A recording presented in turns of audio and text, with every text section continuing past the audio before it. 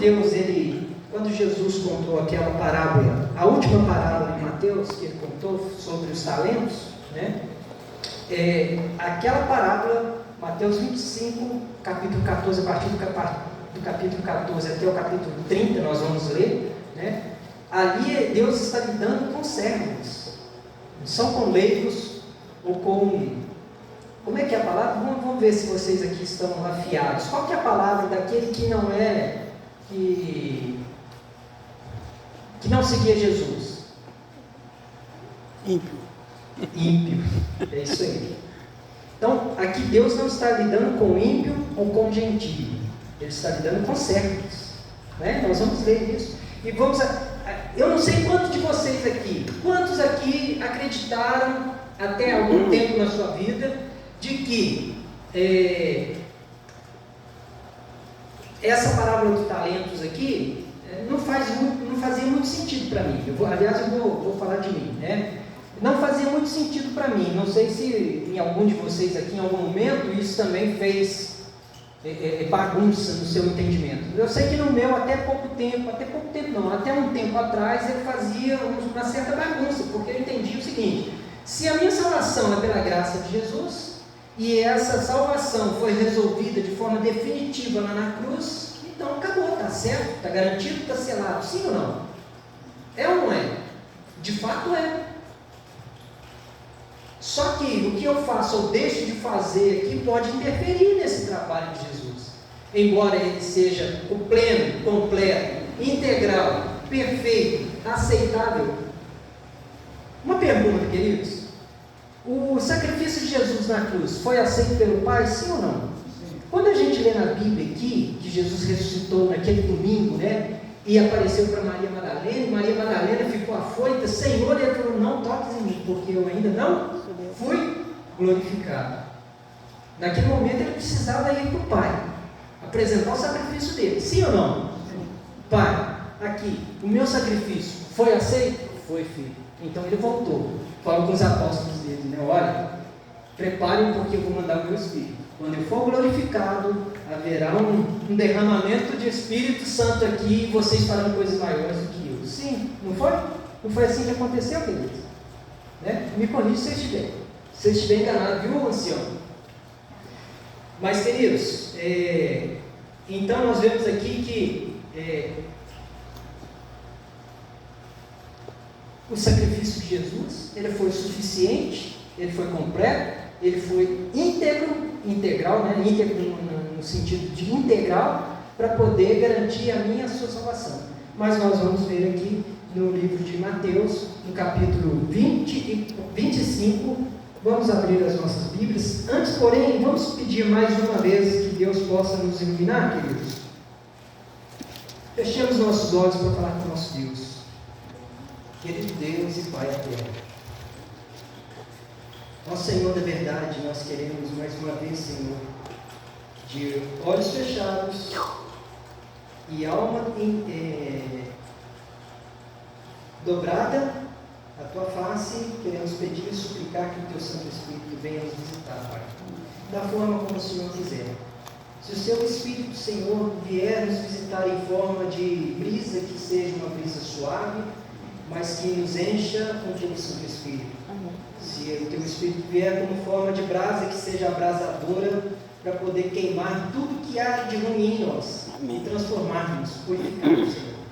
Se for como uma chuva de bênçãos, que seja uma água a transbordar em nosso ser, para que nós possamos falar da Tua verdade com convicção, e que o Senhor venha falar aos nossos corações.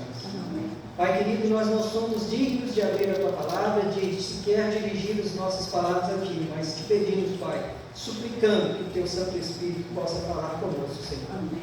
Visite a cada um de nós, Senhor. Visite os nossos lares, Pai. Visite as nossas vidas, que os nossos passos sejam dirigidos por Ti, Pai. Por favor, Senhor, fale conosco através da Sua palavra. Nós te suplicamos, Deus querido, em nome de Jesus. Amém. Queridos, aqui no capítulo 24, não, perdão, eu falei 25, a partir do capítulo 25, a partir do versículo 14. Só que aqui no 25, capítulo 1, a gente vê que Jesus está dando mais uma parábola, a parábola das 10 virgens. E quando a gente começa aqui no capítulo 15, 25, no versículo 14, a gente vê que Jesus ele está continuando a falar sobre o reino de Deus. Então, quando a gente começa lendo aqui, e também será como um homem, ele está se referindo, olha, lá atrás, como ele começou no capítulo 25, o reino dos céus será, pois, semelhante às 10 virgens, e vai discorrer a respeito do assunto. Aqui no versículo 14 ele continua, e também será como um homem que, agora eu sigo com vocês, podem acompanhar, viu, queridos? A palavra dos talentos.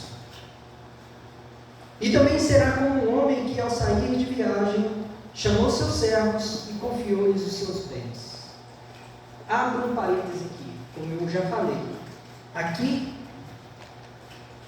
o homem, o patrão, o milionário, o dono, ele saiu para uma viagem, não se diz quanto tempo, por quanto tempo, mas diz que ele confiou seus bens aos seus servos, as pessoas que já pertencem a ele.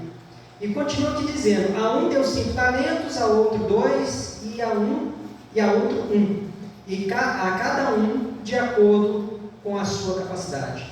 Em seguida, partiu de viagem. O que havia recebido 5 talentos saiu imediatamente, aplicou-os e ganhou 5 vezes mais. Também o que tinha 2 talentos ganhou mais 2, ou seja, multiplicou 100%. Interessante, queridos, é que aqui quando a gente vê que o Senhor ele repartindo em partes diferentes, é segundo a capacidade de cada um. Não que aquele que recebeu um talento é menos inteligente, ou menos competente, ou menos amado pelo seu Senhor. Significa que ele tem competência para administrar um talento. Agora, vale lembrar, queridos, que um talento naquela época era um salário, entendeu?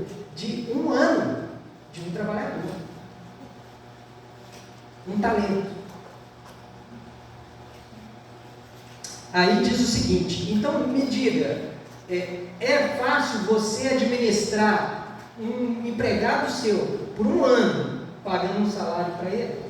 Vamos dizer aqui nos dias de hoje, um salário mínimo, vamos supor, um salário mínimo, menos de 2 mil, salário mínimo. Hein? 1.620 para ser mais exato. 1.620 por 1 ano. Você tem que recolher impostos, você tem que depositar fundo de garantia, certo? Sim ou não? O seu empregado, ele paga imposto, você paga imposto também, Essa brincadeira aí, sem fim de impostos, Ou seja, é 1 ano de trabalho de um trabalhador. Naquela época era 1 talento, era tudo isso. Vejam só, foram 8 talentos, pessoal, 8 talentos. Se a gente fizer a multiplicação, dá uns 260 anos de trabalho para um trabalhador. É grande coisa, não é? É grande responsabilidade. Isso nos traz aqui a importância que eu e você temos como servos de Deus. Quando Jesus diz assim, olha, eu vou, mas vou voltar. E enquanto eu estiver lá, eu vou designar cada um de vocês para poder cuidar do meu patrimônio. Qual que é o maior patrimônio de Jesus aqui na terra, queridos? Diga, sinceramente. As almas que ele veio para salvar, as nossas almas e as outras demais. Então, queridos, veja a importância, veja a responsabilidade de cada um de nós aqui para poder fazer esse trabalho. E aí eu pergunto para vocês, é possível fazer esse trabalho sem a atuação do Espírito Santo? Lógico que não. Você pode ter curso superior, você pode ser viajado, você pode ter empresa, pode ter bens, pode ter um patrimônio excelente, mas se você não tiver Espírito Santo, você é um cego, surdo, mudo, nu. Vamos seguir aqui. O que havia recebido 5, multiplicou, deu 10, de 2 deu também o que tinha 2, multiplicou, mas o que tinha recebido 1 talento, ele cavou um buraco no chão, versículo 18, mas o que tinha recebido 1 talento, saiu, cavou um buraco no chão e escondeu o dinheiro do seu senhor. Depois de muito tempo, não se sabe quanto tempo, queridos, mas aqui no versículo 19 está dizendo: depois de muito tempo, o senhor daqueles servos voltou e acertou as contas com eles. O que tinha recebido 5, trouxe os 10, né? E disse: o senhor me confiou 5 talentos, veja, eu ganhei mais 5. O senhor respondeu: muito bem, servo bom e fiel, foste fiel no pouco e sobre muito te colocarei. Venha e participe da alegria do Senhor. Amém? Amém. Aí veio o segundo, né? O segundo é versículo 21. Perdão. 22. Veio também o que tinha recebido 2 talentos e disse: o Senhor me confiou 2 talentos, veja, eu ganhei mais 2. O Senhor respondeu: muito bem, servo fiel, bom e fiel. Você foi fiel um pouco, e eu o colocarei sobre muito. Venha e participe da alegria do Senhor. Amém. Por fim veio o que tinha recebido 1 talento e disse: eu sabia que o Senhor é um homem severo, que colhe onde não planta e junta onde não semeou. Por isso tive medo, saí e escondi o seu talento no chão. Veja aqui está o que lhe pertence. Repetindo: por isso tive medo, saí, escondi o seu talento no chão. Veja, aqui está o que lhe pertence. O Senhor respondeu: servo mau e negligente, você sabe que eu colho onde não plantei e junto onde não semeei? Então você devia ter confiado o meu dinheiro aos banqueiros, para que quando eu voltasse, o recebesse de volta com juros. Tirem o talento dele e entreguem ao que recebeu 10, o que tem 10. Pois a quem tem, mais será dado, e terá em grande quantidade. Mas o que não tem, até o que tem, será tirado. E lancem fora o servo inútil, nas trevas, onde haverá choro e ranger de dentes. Poxa, mas espera aí, ele não era servo? Eu e você não somos servos? Sim ou não? Somos servos de Deus. Sim? Somos servos e servas de Deus. Por que somos servos e servas de Deus? Porque aceitamos o sacrifício de Cristo e nos batizamos nas águas, né? Fizemos esse compromisso com Deus. Sim ou não? Sim.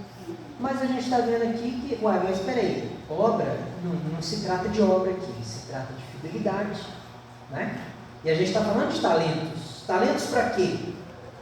Para pregar o Evangelho, para salvar aqueles que foram tão caros pelo sangue de Cristo. Queridos, por que isso é importante? Se a gente for lá no dia de Pentecostes, a gente vai ver que os discípulos, eles perseveravam. Eu vou ler uma coisa aqui para vocês, importante. Esse livro aqui é um livro, contando a história de Jesus, Rei dos Reis, Mateus. Ele é um comentário bíblico homilético de Mar Veloso, tá? E o que eu vou dizer a vocês está aqui na página 322. E nós vamos construir uma estrada, né? Com isso que a gente vai ler aqui. Sabe por quê? A estrada ela é interessante, não é? A estrada conduz os carros. Vocês viram aí que recentemente a doutora aí descobriu uma forma de pavimentar de novo uma estrada onde os neurônios vão se comunicar e aí tetraplégicos passam a voltar a ter movimentos. Amém? Quem aqui acompanhou essa notícia incrível essa semana que passou? A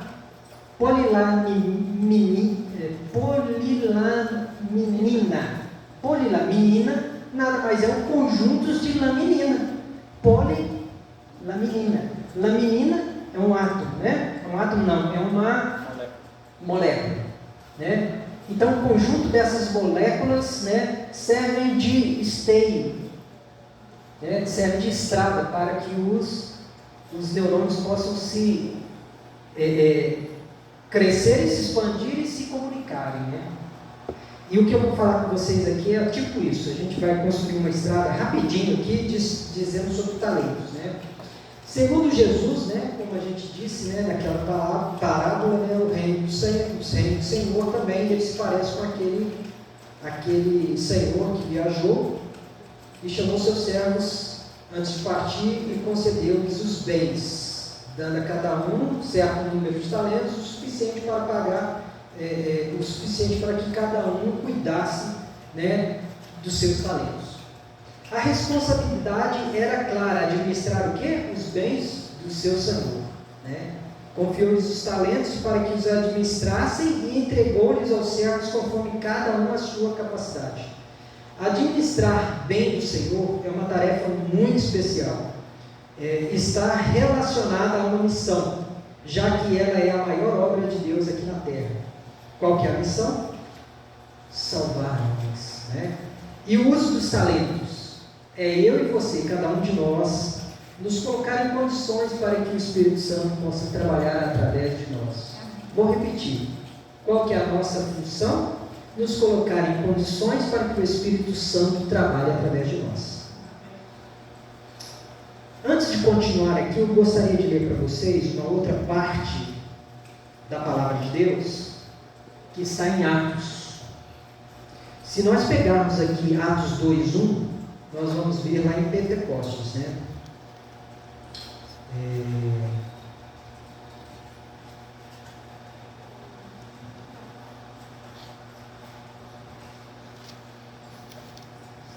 E a serva do Senhor, ela disse, certa vez, no livro de Testemunhos para Ministros, na página 507, o seguinte: deve o coração ser esvaziado de toda mancha, purificado para a habitação do Espírito. Foi pela confissão e pelo abandono de pecados, por meio de fervorosa oração e da sua entrega pessoal a Deus, que os discípulos se prepararam para o derramamento do Espírito Santo, lá no dia de Pentecostes. Nós sabemos que naquele dia, naquela ocasião, 3.000 almas foram seladas para o reino dos céus. Queridos, quantas pessoas foram batizadas naquele dia de Pentecostes? 3.000. Eu imagino o seguinte: é por isso que é importante que a igreja, queridos, esteja unida em oração e perseverante na oração e no jejum. Eu não sei como que está a igreja do Romualdo. Eu não sei se a igreja do Romualdo, olha só, naquele dia de Pentecostes foram 3.000 almas que foram batizadas. Se a gente fosse dividir isso pelos 12 discípulos, daria 250 pessoas por cada discípulo. Cada um naquele dia, vamos supor, eu estou supondo, viu gente? Não existe nada disso escrito na Bíblia, mas o que existe escrito na Bíblia é que naquele dia, no Pentecostes, 3.000 almas foram seladas para o reino do Senhor. Por quê? Porque os 12 apóstolos, quer ver? Vamos ler aqui no livro de Atos. Vamos ler, irmãos, livro de Atos, capítulo 2.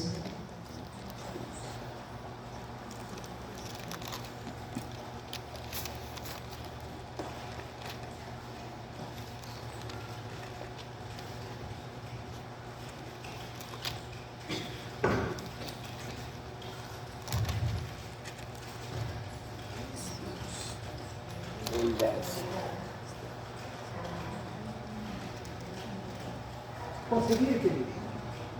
Amém. Amém. Isso direitinho. Atos 2, capítulo 2, versículo 1. Ao cumprir-se o dia de Pentecostes, estavam todos reunidos no mesmo lugar. De repente veio do céu um som como de um vento impetuoso e encheu toda a casa onde estavam assentados. Versículo 3. E apareceram distribuídas entre eles línguas como de fogo e pousou sobre cada um deles. Voltando, queridos, e cumpriu-se no dia de Pentecostes, estavam todos reunidos.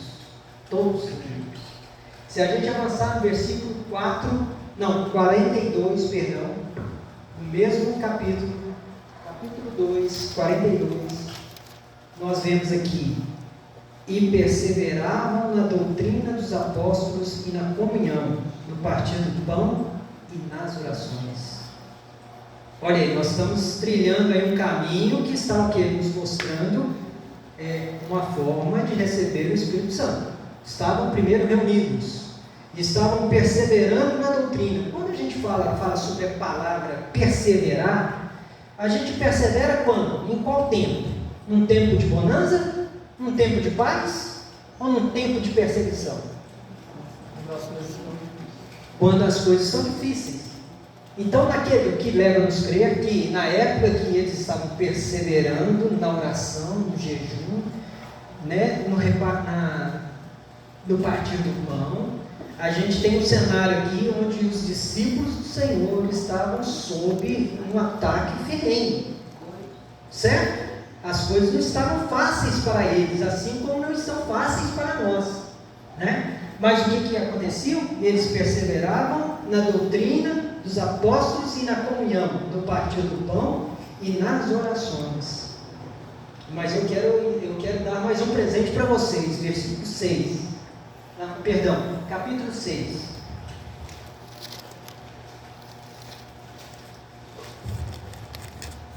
Mas, irmãos,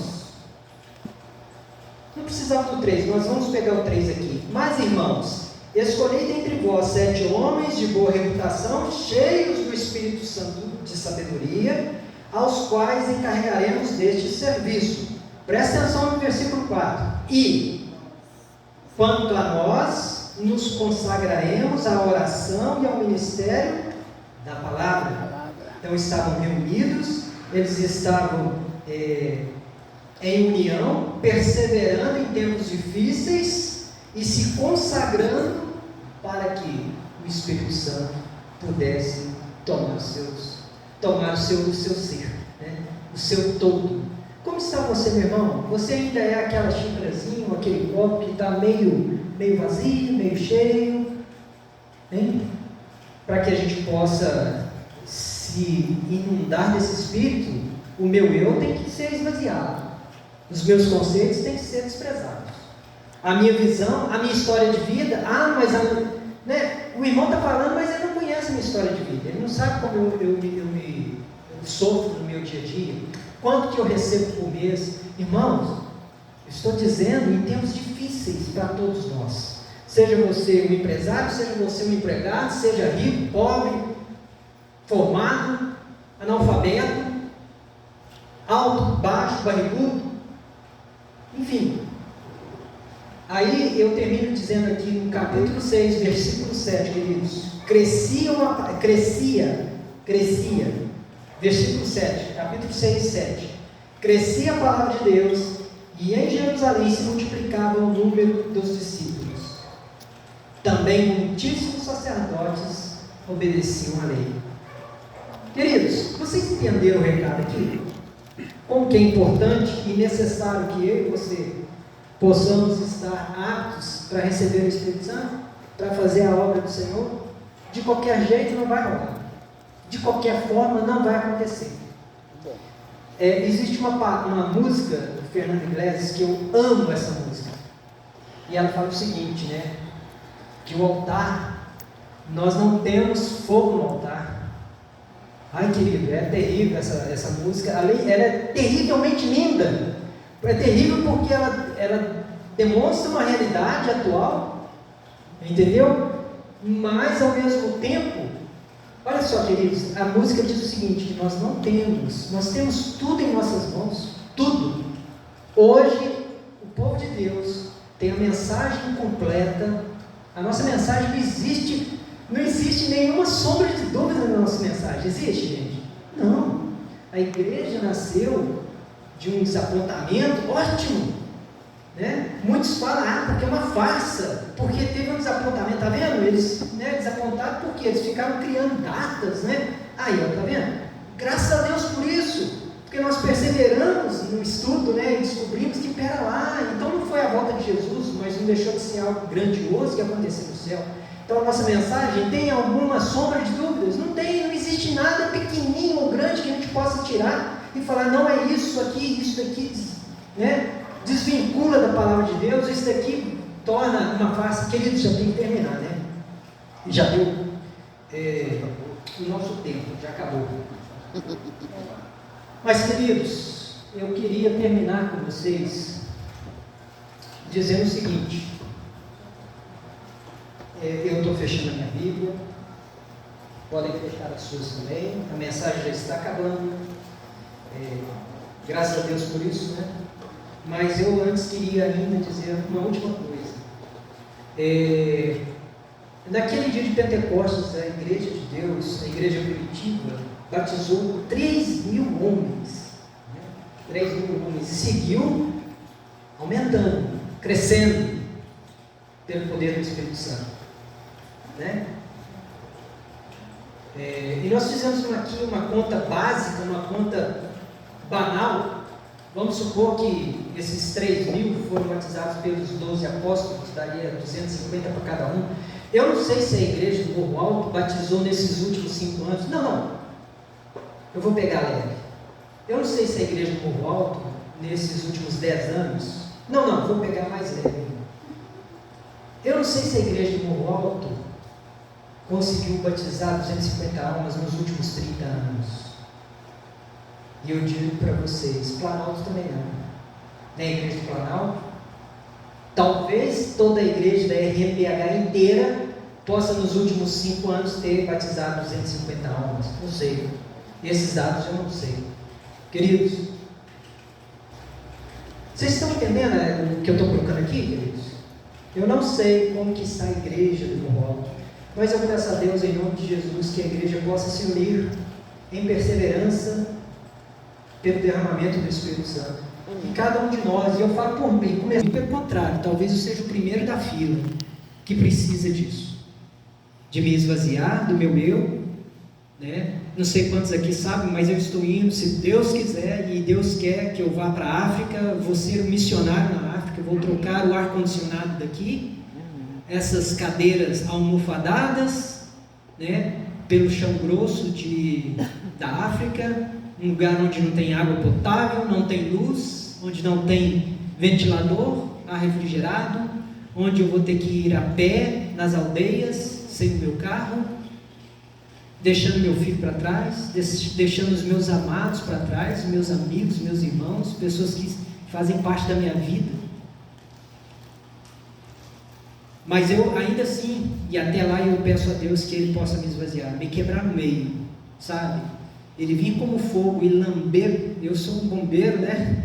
E eu sempre combati as labaredas de fogo, né? E a última coisa que eu gostaria era de ter um fogo me lambendo, né?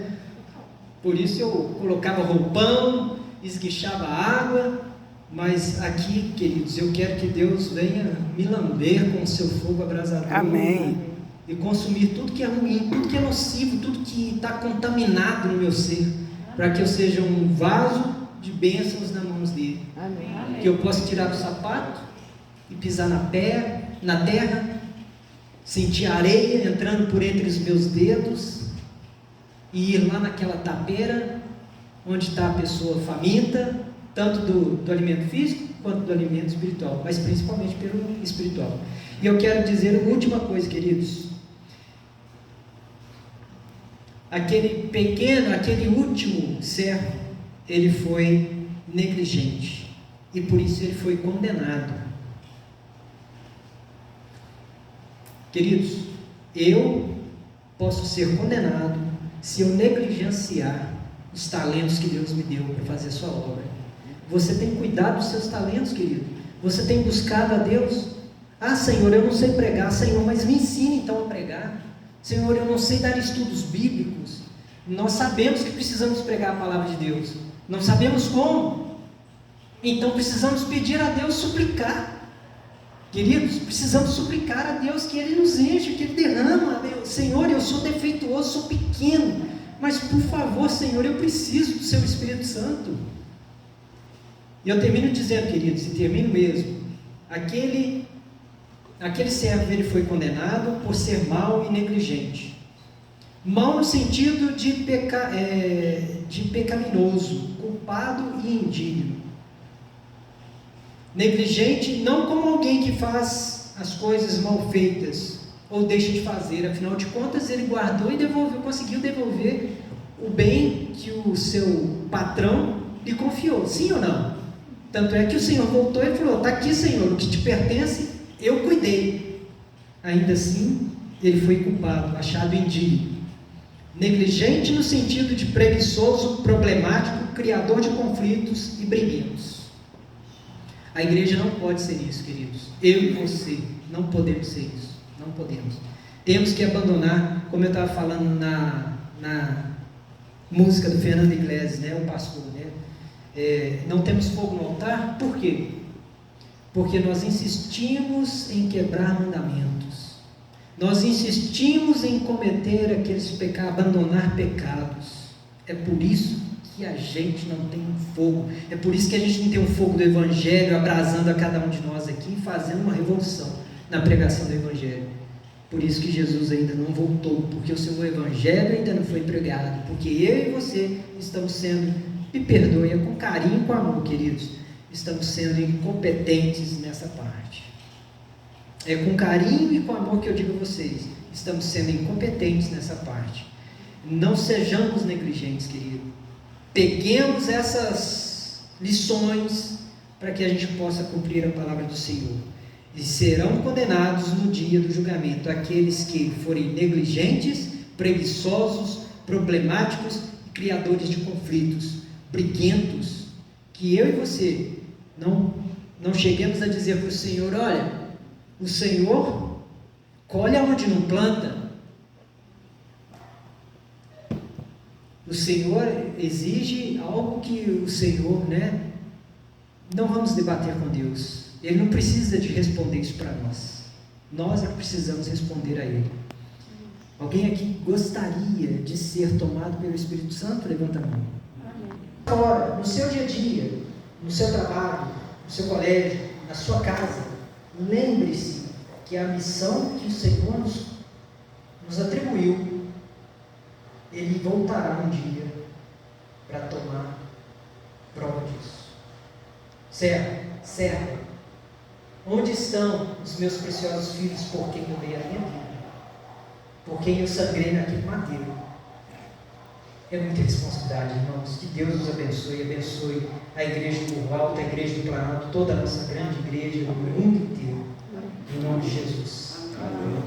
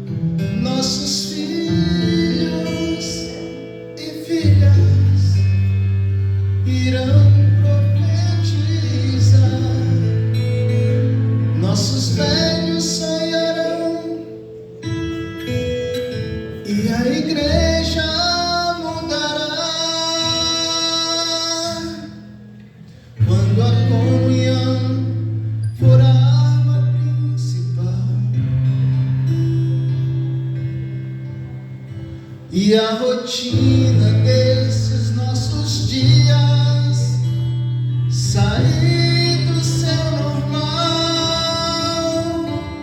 descerá sobre nós o fogo do Espírito. Viveremos o Evangelho e Jesus Cristo vai voltar.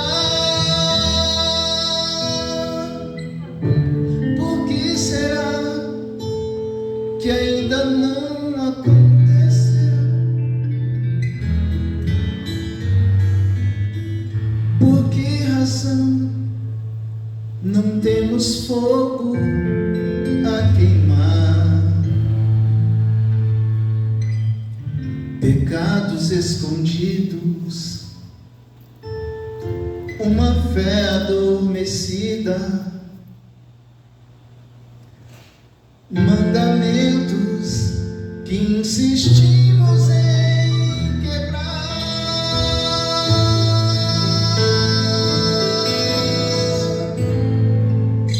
Por que razão? Por quê? acontecerá. Temos tudo nas mãos, mas não há fogo no altar.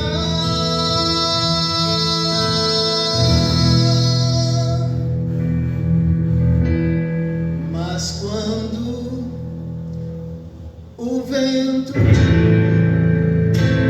Espírito soprar, uma chama viva vai aparecer.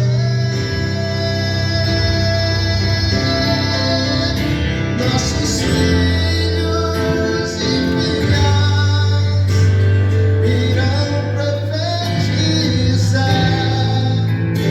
Nossos velhos sonharão. Comunhão por arma principal. E a rotina desses nossos dias sair do seu normal, descerá sobre nós o fogo do Espírito. Viveremos o Evangelho. Jesus Cristo vai voltar. Viveremos o Evangelho e Jesus Cristo vai voltar.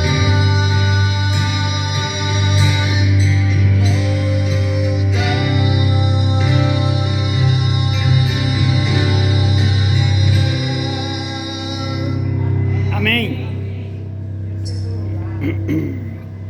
Gente, eu acho que não cabe nem mais comentários depois de uma música dessa. Quem puder, pode se colocar de joelhos. Vamos Amém. terminar de joelhos, por favor. Querido Deus e maravilhoso Pai, te rendemos graças, Senhor, porque o Senhor é um Deus de misericórdia. E por essa misericórdia, Senhor, nos visita na nossa pequenez, na nossa nudez, na nossa miserável condição. E, querido Deus, nós apelamos, nós suplicamos, nós gritamos de plenos pulmões, Senhor, como nós precisamos de Ti, Pai. Verdade. E não há em nós nada que nos faça merecedor desse Espírito tão puro. Pai querido, é tão grandioso essa obra e a gente se sente tão pequeno, tão incapaz, mas aí o Senhor vem, nos toca e nos mostra que é pelo Teu Espírito, pelo Teu poder, Senhor. Amém. E pelo Teu poder, a Igreja do Morro Alto, a Igreja do Planalto, todas as igrejas da Associação Mineira Central, da América e de todos os continentes da África, Senhor. Todos nós, pelo Teu poder, concluiremos essa obra. Amém. Ó Pai, retira-nos de nosso leito da mornidão, estamos sonolentos, deitados em cima de nossos pecados, acariciando, Senhor, o nosso ego, a nossa prepotência, a nossa arrogância. Retira de nós, Senhor, por favor, não nos deixe reféns de nós mesmos, Pai. Por favor, Pai querido, por favor, retira de nós tudo isso que nos impede de uma comunhão íntima contigo, Pai. Por favor, Senhor, pavimenta este caminho à nossa frente, ilumina nossos passos, Pai. Mostra-nos o caminho a tomar, Senhor, e não nos deixa reféns de nós mesmos, Pai. Por favor, Senhor. Por favor, tome a igreja do alto, Amém, nossas famílias, nossos lares, Senhor. Que Aleluia. nós Glória a possamos Deus. proclamar o Teu Evangelho, para que este mundo que está corrompido, moído no pecado, Senhor, homens, mulheres morrendo todos os dias, pessoas caçoando do Teu Evangelho, do Seu sacrifício, Pai, que o Senhor possa nos capacitar. Dê-nos a certeza, Senhor, do Teu consentimento e do Seu aceito, Senhor, a cada um de nós. Amém. Leva-nos de volta para os nossos lares, Pai querido, e que amanhã continuemos neste processo, nesta campanha, e que o Senhor possa nos inspirar cada dia, Senhor. Amém. Por favor, não nos esqueças, não nos esqueça, Senhor, nós que estamos encolhidos em canto, inibidos, calados, não, Senhor. Traga-nos para o seu seio, Pai, para que nós possamos proclamar o seu Evangelho. Amém, Senhor. Tome cada um aqui da igreja de Mongol, Senhor, do menor ao maior, do menor ao pastor, Senhor. O Senhor possa tomar de uma forma muito particular, íntima e carinhosa, cada membro dessa igreja e a todos nós que representamos uma família. É o que te pedimos e te agradecemos em nome de Jesus. Amém.